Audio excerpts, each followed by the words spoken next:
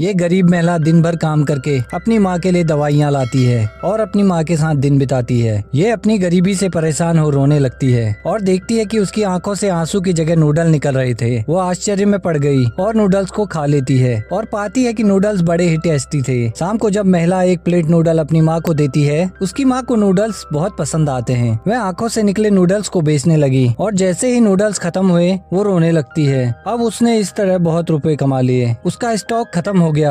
अब उसने रोने की कोशिश की लेकिन नहीं रो पाई। उसने अपने पैर पे भी चोट लगा ली और अपने पिता की राख को भी गिरा दिया, लेकिन उसे रोना नहीं आया। वह अपने चहीते कुत्ते को जंगल में ले गई और उसे छोड़ देती है। अब उसे इस बात पर रोना आता है और नूडल्स निकलने लगते हैं। उसने देखा कि खरीदार दिन पर दिन बढ़ने लगे थे और अब एक अमीर आदमी उसके साथ मिलकर एक रेस्टोरेंट खोल लेता है। वह किचन में अकेले कुत्ते की फोटो देख रही थी और रोने की कोशिश कर रही थी, लेकिन उसे रोना नहीं आया। तभी उसने साथ में लगी माँ की फोटो देखी और रोने लगी। अब उसकी आंखों से ढेर सारे नूडल्स निकलने लगे। दरअसल उसने अपने फायदे के लिए अपनी माँ की ही बलि दे डाली थी।